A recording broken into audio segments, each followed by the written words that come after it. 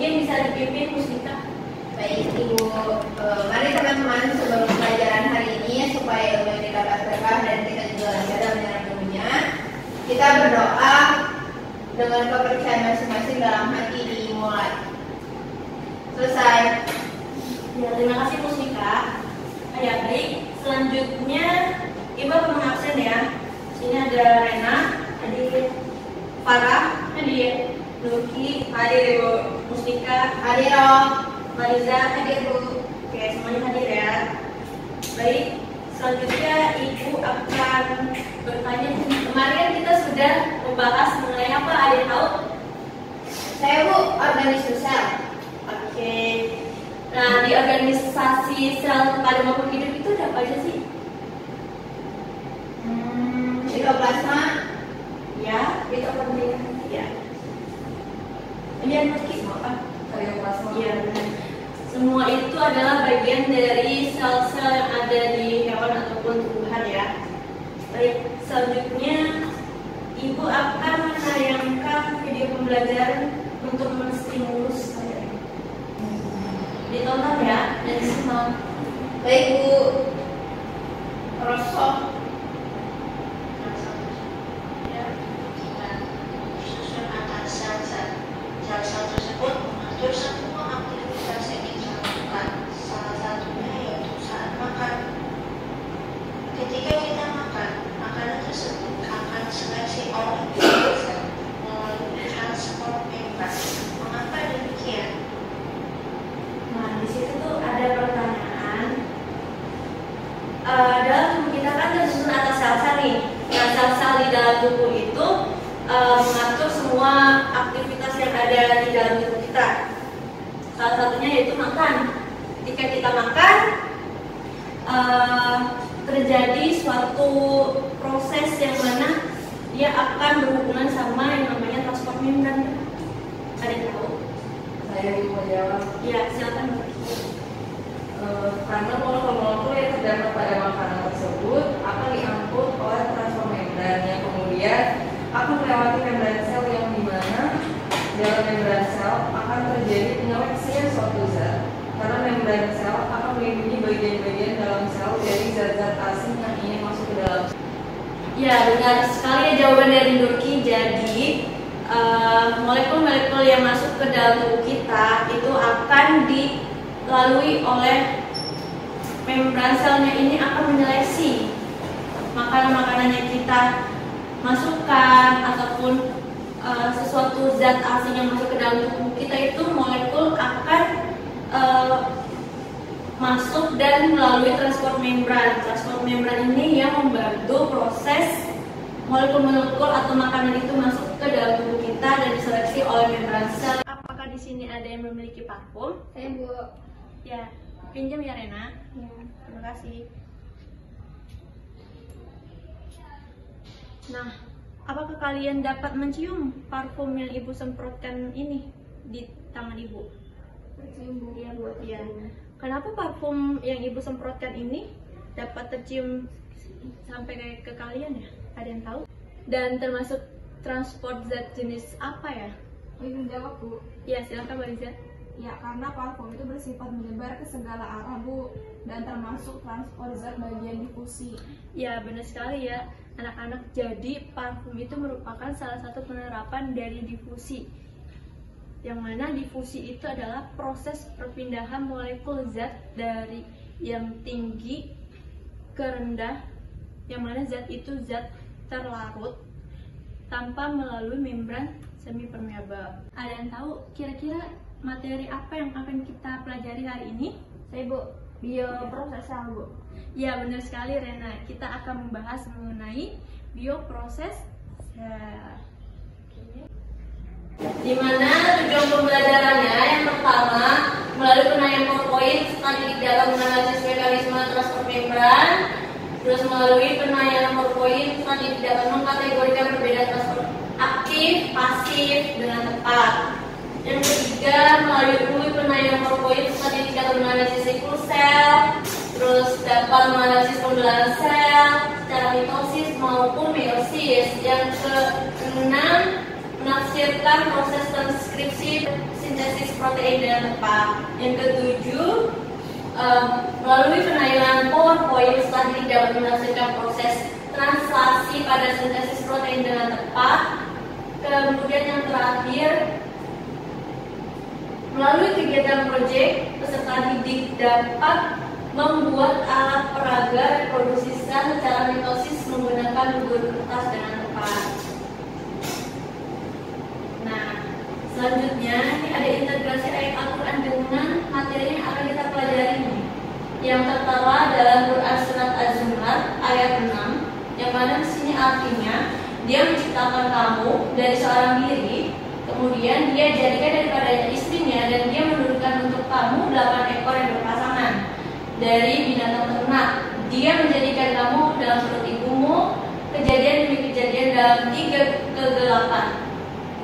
Yang berbuat demikian itu adalah Allah, Tuhan kamu, Tuhan yang mempunyai kerajaan, tidak ada Tuhan selain Dia. Maka bagaimana kamu dapat dipalingkan? Nah, dari ayat di sini itu mengandung arti bahwa dia menciptakan kamu dari seorang diri, sama aja kayak materi kita seperti pembelahan sel, reproduksi sel, dari 1 sel menjadi 2 sel, 4 sel, dan lain-lain. Kemudian di sini dia menjadikan kamu dalam perut ibumu, kejadian demi kejadian dalam 3 kegelapan. Artinya ini sama seperti proses sintesis protein yang terjadi, itu prosesnya sangat kompleks kan.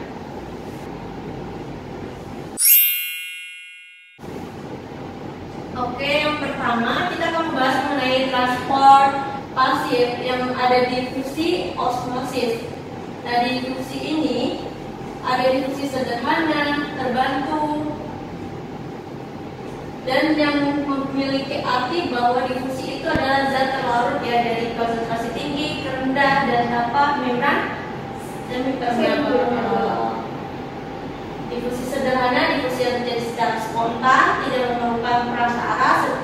Lalu contohnya itu seperti parfum yang kita semprotkan, itu salah satu contoh dari difusi sederhana. Kemudian di difusi terbantu terjadi karena adanya bantuan atau protein transport dari konsentrasi tinggi ke rendah, contohnya seperti proses molekul glukosa melalui membran sel, terus penguatan ion Na+, Ca2+, dan Cl-.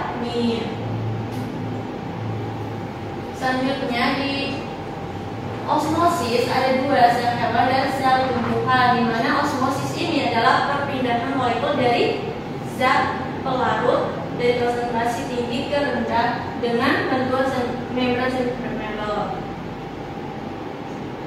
Contohnya seperti infus, penyerapan air oleh tanaman, dan lain-lain.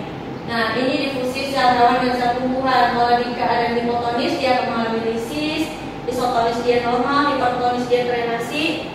Lalu kalau di sel tumbuhan ada turgid, normal, dan plasmolisis. Selanjutnya, nah di sini ada siklus sel. Mungkin tidak asing ya bagi kalian mengenai siklus sel yang ada fase G1, S, G2, fase M, dan G0. Di mana pada fase G1 ini terjadi pertumbuhan sel, RNA, dan sintesis protein. Di fase S, sintesis atau penyalinan kromosom. G2 ini tempat fase sel ini kembali tumbuh dan bersiap melakukan pembelahan. Di fase mitosis ini ada beberapa tahap ya, ada profase, metafase, anafase, telofase, dan sitokinesis. Nah, di fase G0 ini adalah fase istirahat. Baik, selanjutnya di sini ada mitosis. Bisa tolong dibacakan? Saya Bu, proses profase aja Bu. Iya. Proses pertama itu profase, terbentuk serat-serat kromatin, terlihat pemisahan kromosom yang satu dengan yang lain. Kromosom sudah menebal dan pendek, membran nukleus menyala dan beranau terbentuk. Ya, baik. Jadi di mitosis ini kan ada 4 tahapan. Ada profase, metafase, anafase, dan telofase. Nah, di profase ini terbentuk serat-serat kromatin, membran nukleus 9 dan beranau terbentuk. Kalau di metafase membran nuklesnya menghilang. Lalu serabut kinetochore dari MVOC ini berseberangan akan mendorong dan menarik sentromer yang menjadi kromatid saudari. Di tahap anafase kromatid saudarinya ini dia akan memisah, yang tadinya menyambung namun berlawanan, tapi sekarang dia memisah dan menarik kromosom-kromosomnya, tapi arahnya berseberangan. Di meiosis 1 juga sama ya, ada profase 1, anafase 1, metafase 1, dan telofase 1. Mungkin bedanya di profase di sini ada beberapa tahapan. Yang pertama ada ektonema, zigonema, pakinema, diplonema, dan diakinesis. Di metafase 1 inti nukleus menghilang sama ya, seperti mitosis tadi yang pada tahap metafase dan anafasenya membran nukleus itu menghilang, sedangkan di tahap telofasenya membran nukleus mulai terbentuk kembali dan terbentuk buah sel juga. Gitu. Di meiosis kedua ada profase 2, anafase 2, metafase 2, dan juga telofase 2. Di profase pertama membran nukleus dan nukleus menghilang, terus sentriolnya terpisah menuju kutub yang berlawanan. Kemudian anafase 2 kromatid berpisah dari kromosom homolog dan bergerak menuju kutub yang berlawanan.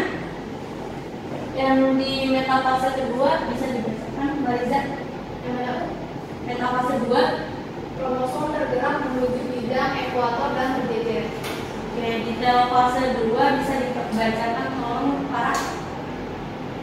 Ya, yang pertama kromosom kembali menjadi benang-benang kromatin. Kedua, nukleus dan membran inti mulai terbentuk. Dan yang ketiga, serat gelondongan menghilang.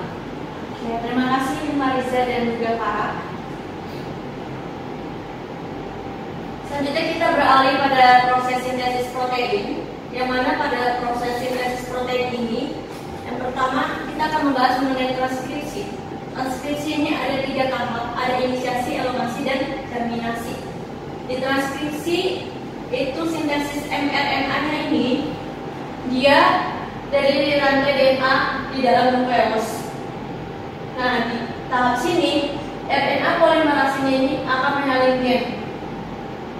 mengalih gen, lalu RNA polimerasenya ini dia akan membuka ini double helix atau DNA ini, lalu menempelkan RNA polimerasenya ini di promotor.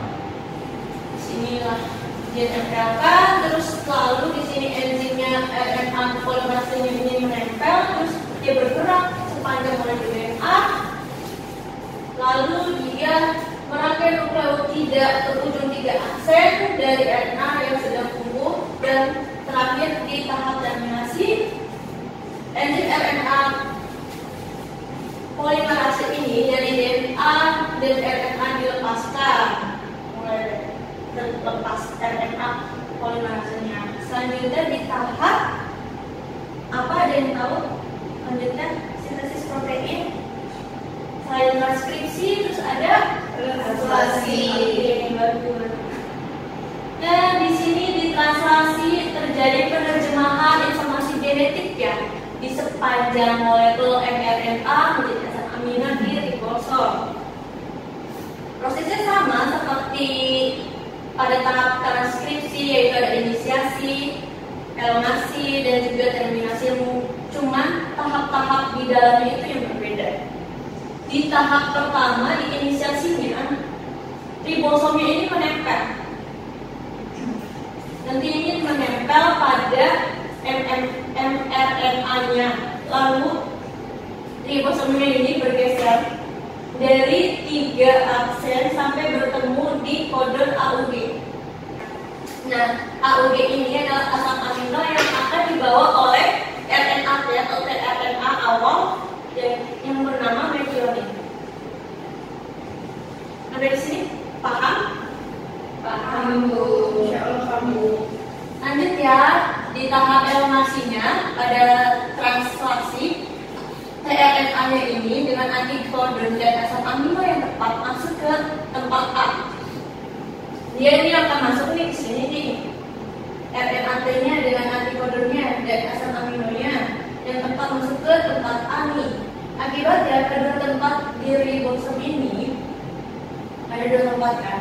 Ini akan terjadi ikatan peptida atau ikatan peptid pada kedua asam amino. Kemudian ikatan tRNA-nya ini dengan methionine dia akan lepas sehingga kedua asam aminonya atau protein ini akan berangkai pada tempat yang ke A. Kemudian ribosom ini keluar, lalu dia bergeser sehingga asam amino dari tRNA ini berada pada tempat P dan tempat P menjadi kosong. Selanjutnya RNA-nya dengan antikodon yang tepat dengan kode ketiga akan masuk ke tempat A dan proses berlanjut seperti sebelumnya. Kembali lagi ke awal sebagaimana siklus ya. Di terminasi, proses translasi ini berhenti jika di tempat A dia ini akan bertemu kode akhir yaitu UAA, UAG dan apa yang tahu? UAA ya benar ya. Kemudian setelah ketemu kode akhir nih, kode-kode ini dia akan membawa antikodon yang sesuai, yang mana akan masuk ke release faktor atau RF ke tempat A dan melepaskan rantai polipeptida. Ya, selanjutnya ada perbedaan sintesis protein sel eukariot dan sel prokariot. Coba Nuki tolong jelaskan perbedaan sintesis protein pada sel eukariot dan juga sel prokariot.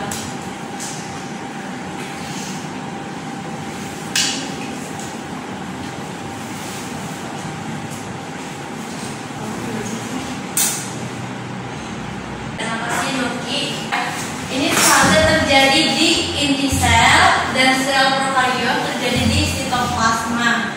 Di sini benar kalau sel eukariot di inti, prokariot di sitoplasma. Selanjutnya di eukariot ini berlangsung di fase G1 dan G2. Kalau di prokariot tidak ada fase. Kalau di polimerase RNA 1, 2, dan 3-nya masing-masingnya Sintesis RNA, mRNA, dan tRNA.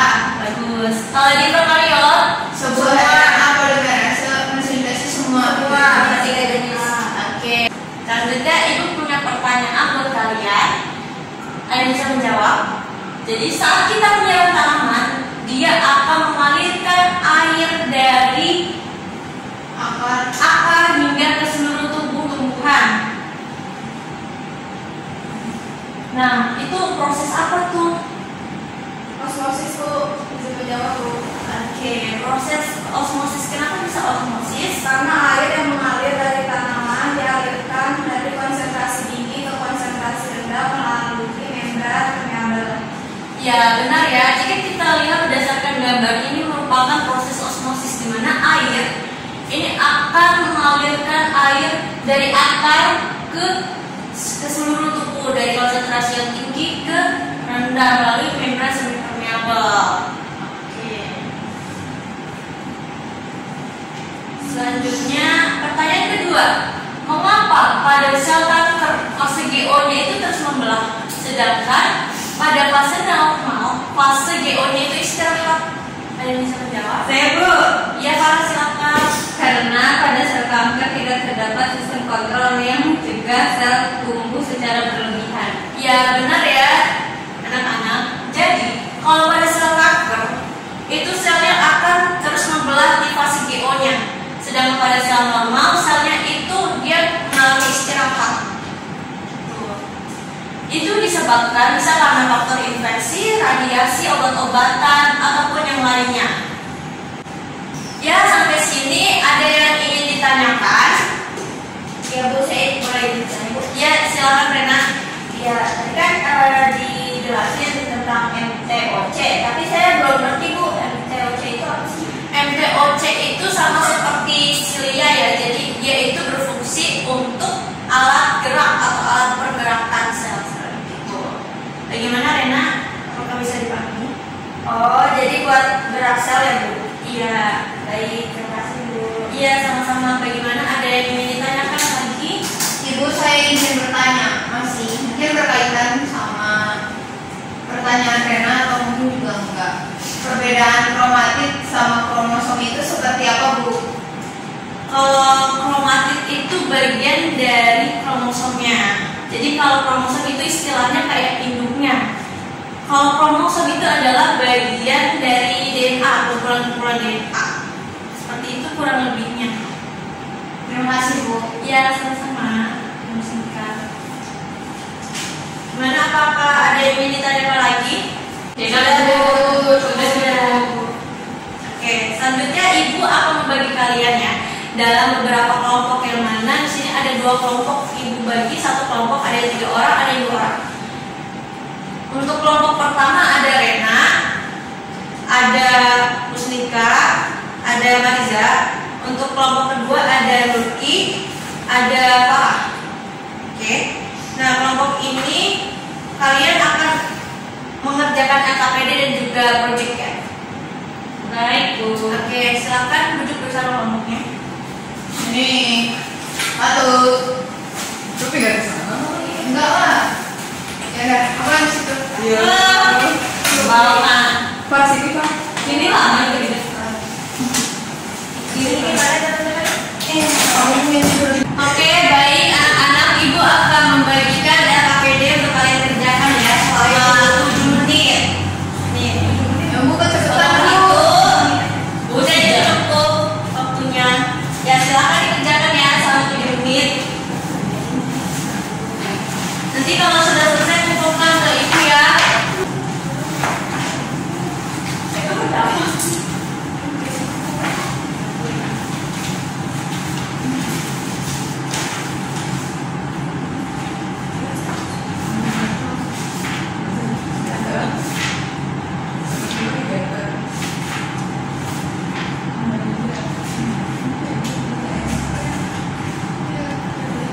Iya, bagaimana Mariza kelompoknya?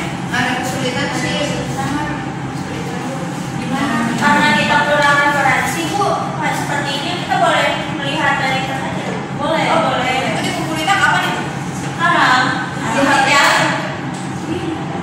Bu, tapi izin bertanya lagi Bu, ini nomor 2 emang seperti ini ya Bu. Jadi kayak tahap pertama, tahap kedua kayak arah masuk. Iya, jadi di sini nama tahapnya apa berdasarkan gambar ya? Ada ciri-cirinya aja. Ya, sama ciri-ciri. Terus ada ciri-ciri. Pakai buku lain boleh nggak Bu? Boleh. Bagaimana kalau pakai note ya kalau ada kesulitan? Nah, dari Tidak Bu. Oke. Semangat ya semua.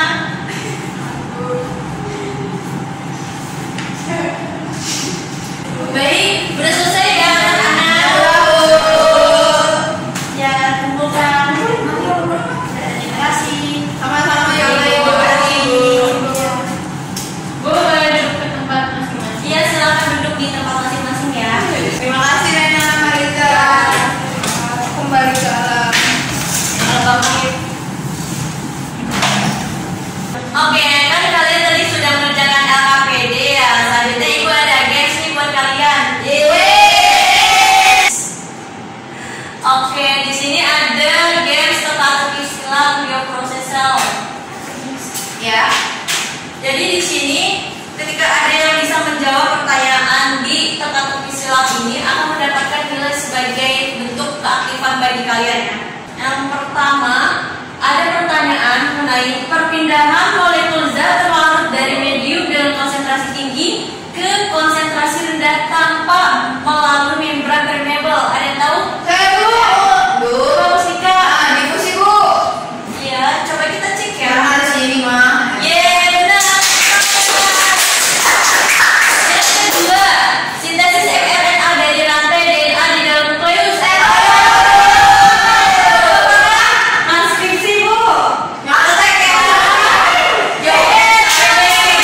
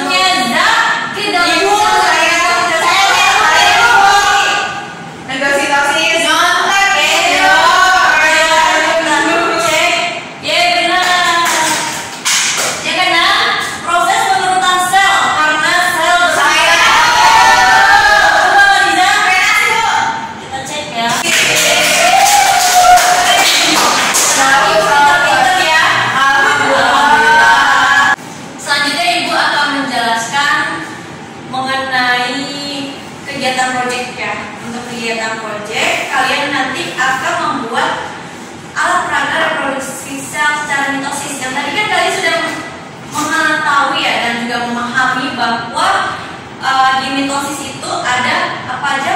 Profase, metafase, anafase, dan fase. Nah, kalian membuat alat peraga reproduksi sel tersebut menggunakan bubur kertas ya. Oke. Dan kelompoknya juga sama seperti kelompok yang LKPD tadi.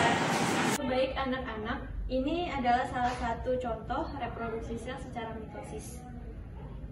Nanti kalian bisa mengalasinya dengan styrofoam atau juga triplek dan lain-lain. Kreatif mungkin ya. Baik Bu. Ada yang ingin ditanyakan? Saya Ibu, Silakan Mungki. untuk warna alat peraganya bebas atau sesuai dengan literatur Ibu? Kalau bisa sesuai literatur ya, karena supaya kalian lebih kontekstual dan lebih mengetahui dan memahami bagaimana sih reproduksi sel yang kalian buat itu di setiap tahapnya. Gitu. Ada lagi? Ya, silakan. Ibu kuliah seminggu yang akan datang ya Mariza. Ya, sama-sama Mariza. Oke, baik. Di sini ada yang bisa menyimpulkan? Ibu. Silakan. Ya, jadi saya ingin menyimpulkan dari penjelasan tersebut, saya dapat mengambil kesimpulan bioproses sel terdiri atas transport membran, reproduksi sel, dan sintesis protein. Yang mana ketiga materi tersebut merupakan proses kompleks yang berlangsung di dalam sel. Seperti itu, Bu. Oke, terima kasih atas kesimpulan yang diberikan oleh Rena. Di sini saya akan menguatkan bahwa di dalam tubuh kita kan terdiri dari sel. Sel-sel ini yang akan mengatur seluruh aktivitas tubuh. Kemudian dalam bioproses sel juga akan terjadi suatu proses yang kompleks yang berlangsung juga di dalam sel, yang mana kita sudah pelajari tadi ada transport membran, ada reproduksi sel, dan juga sintesis protein. Itu adalah semua proses-proses yang ada di dalam sel atau yang bisa kita kenal dengan bioproses sel. Oke, mungkin sudah dicukupkan ya materi hari ini. Cukup Bu. Alhamdulillah. Alhamdulillah. Untuk materi pertemuan selanjutnya yaitu jaringan terbuka, silakan kalian belajar ya. Baik, selanjutnya Ibu akan mengirimkan link evaluasi. Silahkan mengerjakan selama 5 menit. Baik, udah 5 menit ya. Anak-anak silakan dikirimkan link evaluasinya. Alhamdulillah, kegiatan pembelajaran kita pada hari ini sudah selesai. Ibu mohon maaf apabila ada kekurangan, baik itu pemaparan materi dari Ibu ataupun ada kesalahan, mohon kami maaf ya. Kurang lebihnya mohon maaf. Wabillahi taufiq wal hidayah. Wassalamualaikum warahmatullahi wabarakatuh. Waalaikumsalam.